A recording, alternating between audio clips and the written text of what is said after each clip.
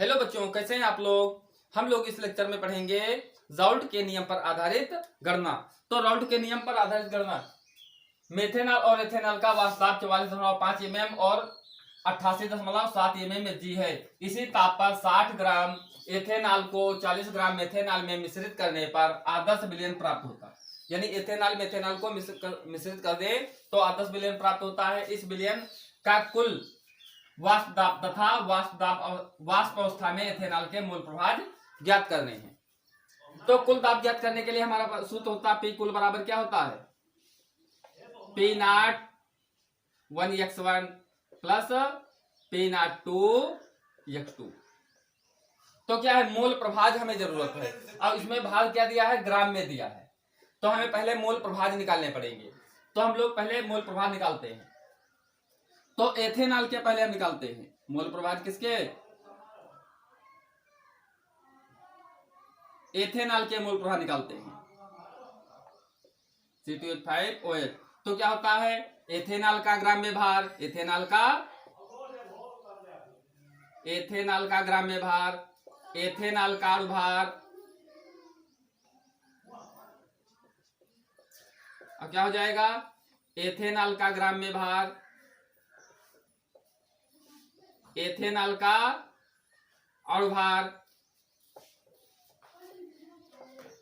अब प्लस क्या है, मेथेनॉल का ग्राम्य भार और मेथेनॉल का अणुभार।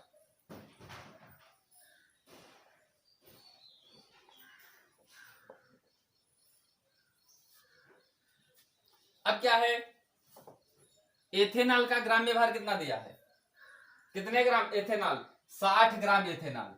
यानी क्या है, C2H5OH कितना है, 60 ग्राम है। कितना है, 60 ग्राम है। और इसका अणुभार कितना है, C2H5OH का अणुभार निकालेंगे तो क्या होता है, 12 दूनी 24, 5 और 16 1, तो कितना आएगा, 46 आएगा। तो क्या हो जाएगा, 60/46 अपान कुल, फिर क्या होगा 60/46। मेथेनॉल का ग्राम्य भार कितना दिया है, 40 ग्राम मेथेनॉल है, तो क्या हो जाएगा प्लस 40 बटे मेथेनॉल का अणुभार निकालते हैं। मेथेनॉल का ग्राम्य भार कितना दिया है, 40 दिया है। इसका मॉलिक्यूलर वेट कितना है, CH3OH का, CH3OH का।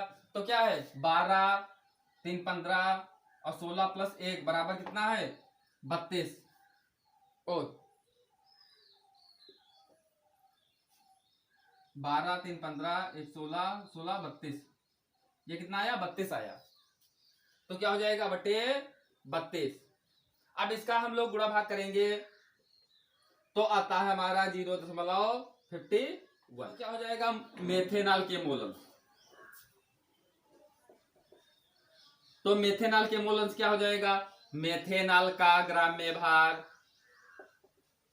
मेथेनॉल का अणुभार, मेथेनॉल का ग्राम्य भार और मेथेनॉल का अणुभार प्लस एथेनॉल का ग्राम्य भार। और क्या हो जाएगा, एथेनॉल का अणुभार, एथेनॉल का अणुभार। तो मेथेनॉल का ग्राम्य भार कितना दिया है, मेथेनॉल का ग्राम्य भार 40, तो क्या है 40/32,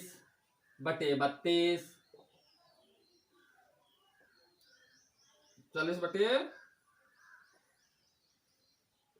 40/32 प्लस 60/46, 60/46। तो मेथेनॉल का ग्राम्य भार, मेथेनॉल का अणुभार हो गया, मेथेनॉल का ग्राम्य भार, मेथेनॉल अणुभार, एथेनॉल का ग्राम्य भार, एथेनॉल का अणुभार। तो क्या है, 40/32, 40/32 और 60/46। इसका हम लोग गुणा भाग करते हैं तो 0.49 आता है। हमें एथेनॉल तथा मेथेनॉल के मोल प्रभाव ज्ञात हो गए। अब हम क्या करेंगे, इसका कुल वाष्प दाब निकाल लेंगे, किसकी सहायता से, राउल्ट के नियम से सहायता से। तो पी कुल बराबर क्या होता है, P not 1 x1 plus P not 2 x2। तो एक को एथेनॉल मान लें, एक को मेथेनॉल मान लें। तो मान लिया क्या है, एथेनॉल ये ले लिए। तो एथेनॉल कितना है, 88.7 ये मेम दिया है। अब x1 कितना आया था एथेनॉल का, हम लोग निकाले थे 0.51 आया था, एथेनॉल के भी निकाले थे तो 0.51 आया था। P2 कितना है 44.5, 44.5। x2 कितना आया था, अभी x2 निकाले थे अभी इसके पहले, तो 0.49। इसका हम लोग क्या करते हैं, गुणा भाग करते हैं। तो क्या आ जाता है, इसका जब गुणा करेंगे तो आएगा 45.237। इसका हम लोग इसका गुणा किए तो 21.805। दोनों को हम ऐड कर दिए तो आता है 67.04। तो एक आंसर हमारा ये हो गया, चाहे हम मात्रक भी ले लें यम ये जी। तो पी टोटल हमें मिल गए, तो विलयन का कुल वाष्प दाब हमें प्राप्त हो गया। अब क्या क्या कहता है, वाष्प अवस्था में एथेनॉल के मोल प्रभाव ज्ञात करो। तो वाष्प अवस्था में एथेनॉल के मोल प्रभाव ज्ञात करने के लिए तो क्या ज्ञात करेंगे, वाष्प अवस्था में एथेनॉल के मोल प्रभाव, तो क्या हो जाएंगे, एथेनॉल का वाष्प दाब हो जाएगा, किसका हो जाएगा, एथेनॉल का वाष्प दाब। तो PCPH5OH अब बटे मेथेनॉल एथेनॉल दोनों है तो दोनों का टोटल हो जाएगा, तो P कुल हो जाएगा। तो एथेनॉल का कितना है 45.237 अपान 45.237। टोटल कितना आया है 67.04। दोनों का हम लोग गुणा भाग करते हैं तो आ जाता है आंसर 0.6747 यम यदि। तो ये हमारा आंसर हो गया। तो एक आंसर ये हो गया, एक आंसर। अब हम क्वेश्चन नंबर दूसरा देखते हैं। सड़े हुए अंडे जैसी विषैली गैस H2S गुणात्मक विश्लेषण में प्रयुक्त की गई H2S गैस के एसटीपी पर विलेयता 195 मोलल हो तो हेनरी स्थिरांक ज्ञात करो। तो H2S की विलेयता कितनी है,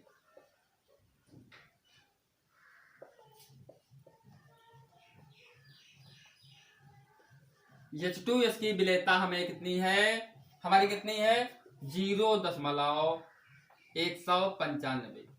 कितनी दी है 0.195 मोल दी। अब हम इसके पहले हेनरी स्थिरांक का सूत्र यह होता है, किसी घटक के मोलांश बराबर क्या होता है हेनरी स्थिरांक गुणे उसके क्या होते हैं मोल प्रभाज होते हैं।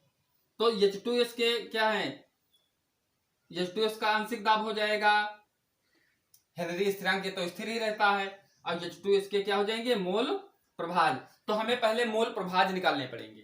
क्या करना पड़ेगा, मोल प्रभाज हमें ज्ञात होंगे तभी ये ज्ञात होगा।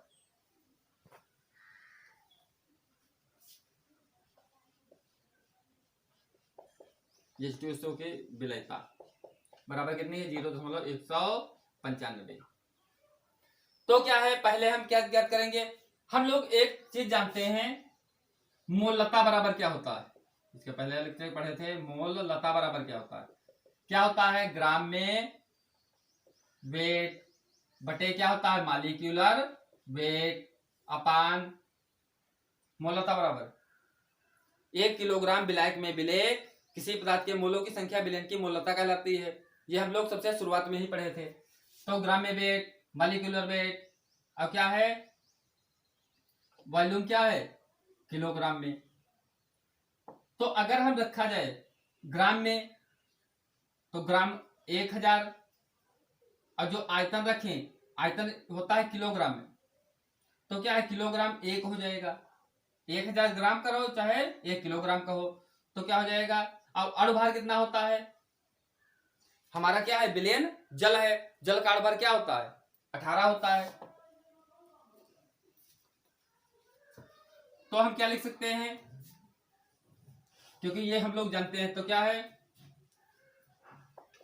विलायक 1 किलोग्राम में क्या हो जाएगा 1000/18।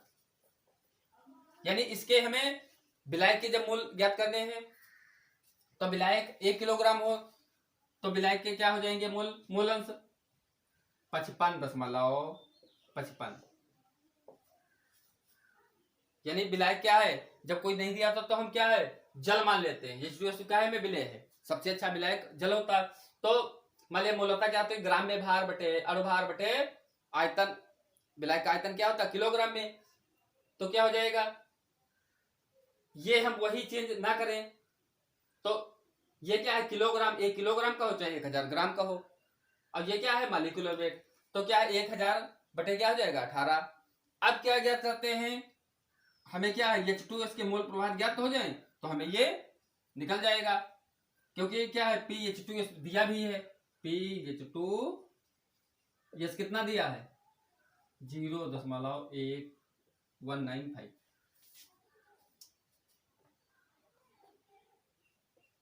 तो इसके हम मोल प्रभाव ज्ञात करते हैं।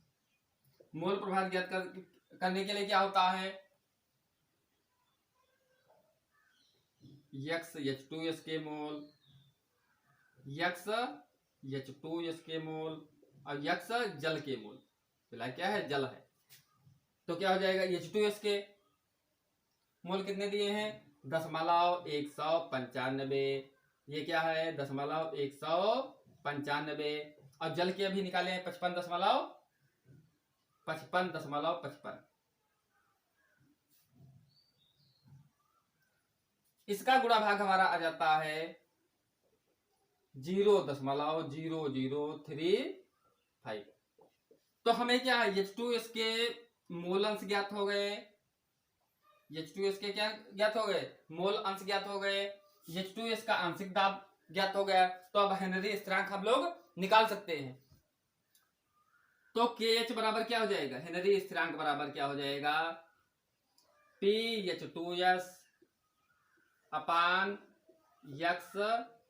H2S। तो PH2S कितना दिया है 0.195। मोल प्रभाव जिसके कितने निकाले थे हम लोग 0.0035। अब इसका हम लोग क्या करते हैं 1 2 3 4, ये हटा दिए ये हटा दिए ये, अब दोनों का गुणा भाग हम लोग कर लेते हैं, तो 232 बार आ जाता है, ये हमारा क्या आ गया हेनरी स्थिरांक आ गया।